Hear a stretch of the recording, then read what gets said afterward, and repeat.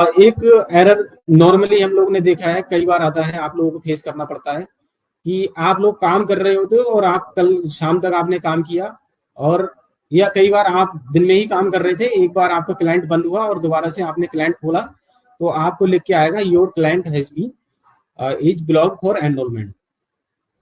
इसका मतलब सिंपल सा ये है, इसमें लिख के भी आता है कि कई बार आप लोग आधार सर्वर पे, आधार सॉफ्टवेयर पे काम कर रहे हो, तो आधार सॉफ्टवेयर पे हम लोग हमेशा मना करते हैं कि आधार सॉफ्टवेयर अगर आपका खुला हुआ है, ओपन है उसकी विंडो, आपने लॉगिन किया हुआ है, आप बैकएंड से कोई भी सॉफ्टवेयर अनइंस्टॉल या इंस्टॉल कर रहे हो, कई बार प्रिंटर का आप ड्राइवर इंस्टॉल कर रहे होते हैं, या आप किसी भी आपकी आयरिस डिवाइस काम करना बंद कर दी तो उस समय आप इंस्टॉल कर रहे हैं, या आप फिंगरप्रिंट डिवाइस इंस्टॉल कर रहे हैं, या कोई भी और भी सॉफ्टवेयर या डिवाइस को आप इंस्टॉल कर रहे होते हैं, उस टाइम में अगर किसी भी तरह का कुछ चेंज मशीन कोड से संबंधित होगा, उसकी कॉन्फ़िगरेशन में कुछ चेंजेस अगर हार्डवेयर में होगा, तो आप दोबारा, या फिर आपका जो क्लाइंट है हैंग हो गया उस बीच, जिस टाइम पे आप किसी भी तरह का कोई भी सॉफ्टवेयर इंस्टॉल कर रहे थे, अगर आपका क्लाइंट हैंग होता है और दोबारा से आप उसको री लॉग इन करते हैं तो ये विंडो आपको दिखाई देती है कई बार,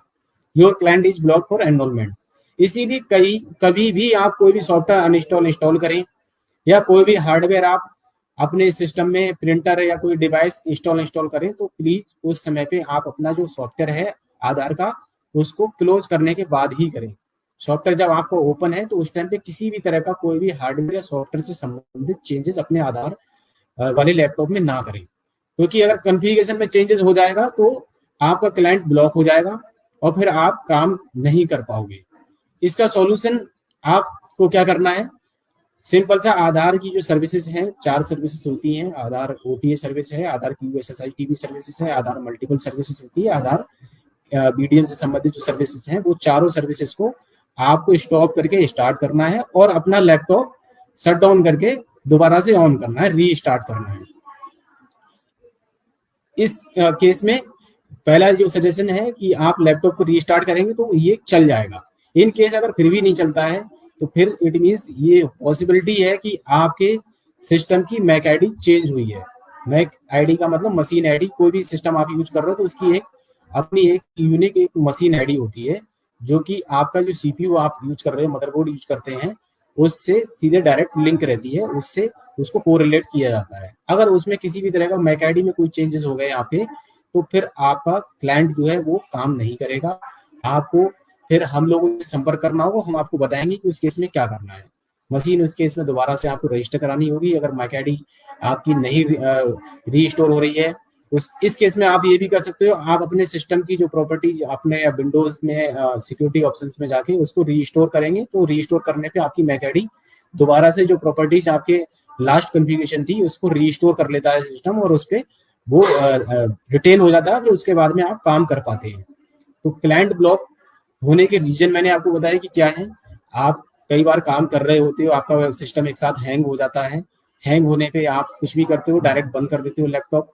कई बार लैपटॉप डायरेक्ट शट डाउन, जो नॉर्मली हमको क्या बताया गया भाई, हम लोग जब भी अपना लैपटॉप है तो जो प्रोसेस है स्टार्ट पे जाते हैं और शट डाउन कमांड के थ्रू शट डाउन करना चाहिए हमेशा अपना सिस्टम को। हम कई बार डायरेक्ट बंद कर देते हैं, या फिर आपके लैपटॉप में बैटरी बैकअप नहीं है तो लाइट से आप डायरेक्ट चला रहे हो अडेप्टर के थ्रू, और लाइट जाने पे एक साथ शट डाउन हो गया और आपका क्लाइंट उस समय ओपन था, उस केस में भी जो है आपका क्लाइंट ब्लॉक हो सकता है आधार, और आप एनरोलमेंट करने में असमर्थ रहेंगे। Client block due to unexpected shutdown, किसी भी तरह का अनएक्सपेक्टेड शटडाउन मतलब आप जो नॉर्मल है प्रोसेस उसके थ्रू ना करके आपने डायरेक्ट बंद कर दिया या डायरेक्ट बंद हो गया आपका सिस्टम। हार्डवेयर चेंजेस कोई भी हो सकता है, आपने हार्डवेयर को इंस्टॉल किया, सॉफ्टवेयर आपने डाला, उसमें भी हो सकता है। कई बार आप लोग मदरबोर्ड जब कोई प्रॉब्लम आती है तो आप अपना लेके जाते हो उसको सर्विस कराने के लिए, एजेंसी जो भी आपका कोई वेंडर है या फिर दुकान है, तो उस समय पे भी अगर उसने कुछ चेंजेस किए आपके मदरबोर्ड में, कुछ चिप लेवल से कोई भी आपकी जो उसने रिपेयरिंग की है, तो उस केस में भी आपका क्लाइंट ब्लॉक हो जाएगी, आपकी मैक आईडी चेंज हो जाएगी।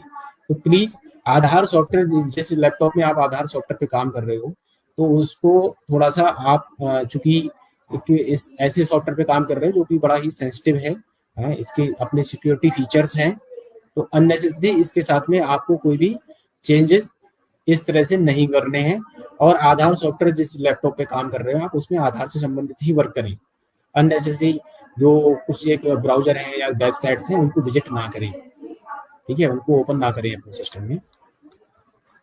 एक एरर और आता है, मैं आपको स्क्रीन शेयर कर रहा हूँ। आप लोग देखते हो कई बार आप लोग आप काम कर रहे हो, अगले दिन काम करने आए तो वहां पे आपने ऑपरेटर सिंक वाला पेज भी ओपन हो गया। ऑपरेटर सिंक पेज ओपन होने के बाद में ओटीपी आता है, ओटीपी डाल के आप लोग वेरीफाई करते हो। तो ओटीपी वेरिफिकेशन के टाइम पे आपको दिखाई देता है client error, sync operator sync failed due to client error. इस केस में क्या करना है आपको, जो आपका आयरिस मंत्रा का ड्राइवर है, आप लोग आयरिस जो डिवाइस है वो जनरली सभी लोग हमारे जितने भी यूजुअल भाई हैं वो सब मंत्रा डिवाइस यूज कर रहे हैं। तो आपको सिंपल से क्या करना है इस केस में, इन केस अगर आपका ओटीपी वेरिफिकेशन वाले पेज पे operator sync failed due to client error अगर आ रहा है तो उसमें आपको आयरिस मंत्रा का ड्राइवर दोबारा से कंट्रोल पैनल में जाके अनइंस्टॉल करके इंस्टॉल करना है। आपकी ये प्रॉब्लम यहाँ से जो आप फेस कर रहे थे वो रिजॉल्व हो जाएगी, आपको अननेसेसरी परेशान नहीं होना पड़ेगा, आपका कार्य बाधित नहीं होगा। एक सबसे ज्यादा हम लोग के पास में क्वेरी आती है और आप लोग कॉल करते हो एक चीज के लिए, जिसमें मेजर जो हम लोग अभी पिछले कुछ एक समय से देख रहे हैं, या कई बार आप लोगों की विंडो अपडेट होता है या फिर सॉफ्टवेयर अपडेट भी होता है। सॉफ्टवेयर के वर्जन जब भी अपडेट होते हैं, जैसे अभी प्रेजेंट टाइम में 173, 174, 175 पर भी कुछ हमारे यूजर भाई हो सकता है काम कर रहे होंगे। तो उस टाइम पीरियड पे क्या होता है, आपका जब सॉफ्टवेयर अपडेट हुआ या विंडो अपडेट हुई या जो चेंजेस मैं अभी पिछले उसमें बता रहा था कि अनएक्सपेक्टेड शटडाउन किसी भी वजह से, कोई भी रीजन हो सकता है, या कई बार जो टाइम जोन की मैं प्रॉब्लम बता रहा था उसकी वजह से भी आपका क्लाइंट जो है ऑटो हाइड होना शुरू हो जाता है। मतलब जो लॉगिन पेज है आपका, आप जो आधार एनरोलमेंट क्लाइंट आपके डेस्कटॉप पे रहता है, आप इसको डबल क्लिक करते हो तो ओपन करने के बाद में आपका यूजर नेम डालने वाली विंडो आती है नॉर्मली जब आप काम कर रहे होते हो। लेकिन आपने जब डबल क्लिक किया तो आपकी वो विंडो नहीं आ रही है, लॉगिन पेज नहीं आ रहा है। क्या हो जा रहा है, बस पेज आता है, थोड़ी देर खुलेगा और बंद हो जाता है, या पेज आपके सामने बस दिखता है सेटिंग अप ट्रांसलेशन इस तरह से लिख के आता रहता है बस, लेकिन लॉगिन पेज नहीं आता जिसमें कि आप अपनी यूजर आईडी डालते हो, अपनी ऑपरेटर आईडी डाल के लॉगिन करते हो। तो ऑटो हाइड या पेज ना खुलने पर आपको क्या करना है उस केस में, आपको सिंपल सा, देखिए मैं जो ये प्रोसेस बता रहा हूँ आपको, आप जितने भी हमारे बीएलई भाई हैं, कुछ ऑपरेटर्स हैं जो कि बहुत समय से काम कर रहे हैं, वो इतने यूजर फ्रेंडली हैं सॉफ्टवेयर के प्रति। ये वाला जो स्टेप बता रहा हूँ, बाकी मैंने बताया आपको वो नॉर्मल है, आप कर सकते हो उनको चेक। लेकिन ये जो मैं आपको थोड़ा सा अभी बताने जा रहा हूँ इसमें थोड़ी सी कुछ टेक्निकलिटी है। अगर आप स्टेप बाय स्टेप चीजों को फॉलो नहीं करोगे तो हो सकता है आपके आधार सॉफ्टवेयर में कुछ और भी इश्यूज आपको फेस करने पड़ सकते हैं। तो इस केस में अगर आपका सॉफ्टवेयर ऑटो हाइड हो रहा है, ओपन नहीं हो रहा है, तो उसके इस वाले प्रोसेस को रिक्वेस्ट रहेगी सभी बीएलई भाई से, आप इस प्रोसेस को अच्छे से समझ लें तभी कर पाए। अननेसेसरी आप इसको ट्राई नहीं करेंगे ज्यादा। अगर आपने ये एक बार प्रोसेस फॉलो कर लिया उसके बाद भी नहीं हुआ तो प्लीज हमारे जनपद में टीम है, डीएमडीसीज हैं, उनको बताइए अपनी प्रॉब्लम, वो हमारे साथ में शेयर करेंगे, या हम लोगों के साथ में डायरेक्ट भी आप कॉल करते हो, हम लोग आपसे बात करते हैं, आपके साथ में टच में रहते हैं, तो हमारे साथ में शेयर करें अगर आपका सॉफ्टवेयर ऑटो हाइड हो रहा है, या अपने डिस्ट्रीब्यूटर्स के साथ में संपर्क करें। बाकी मैं अभी आपको बताने जा रहा हूं तो इस प्रोसेस को समझ लें कि इस प्रॉब्लम का सॉल्यूशन कैसे करना है।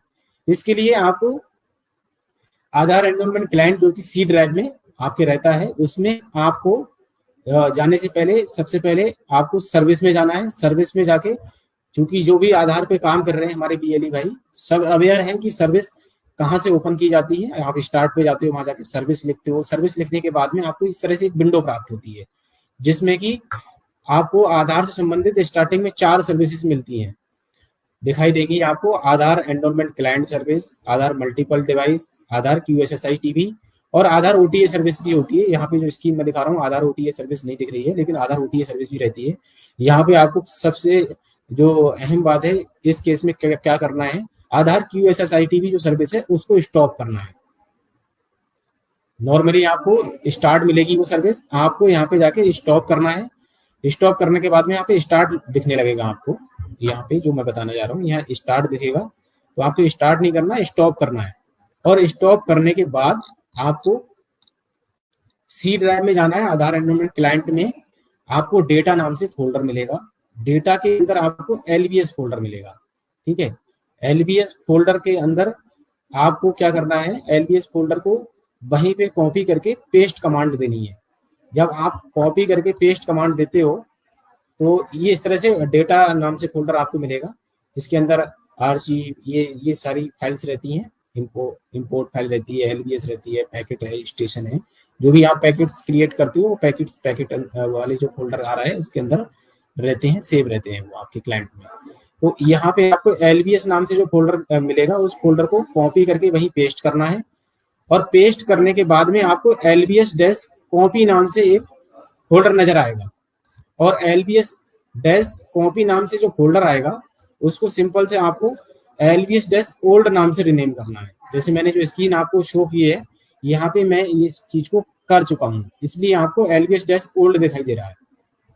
हमें क्या करना है, ऑटो हाइड होने पे एलबीएस नाम से एक फोल्डर होगा, उस एलबीएस फोल्डर को कॉपी करके वहीं पेस्ट करना है। तो कॉपी पेस्ट जब करते हैं तो उसकी कॉपी एक क्रिएट हो जाती है। क्या फोल्डर क्रिएट होगा, एलबीएस डैश कॉपी नाम से एक फोल्डर क्रिएट होगा।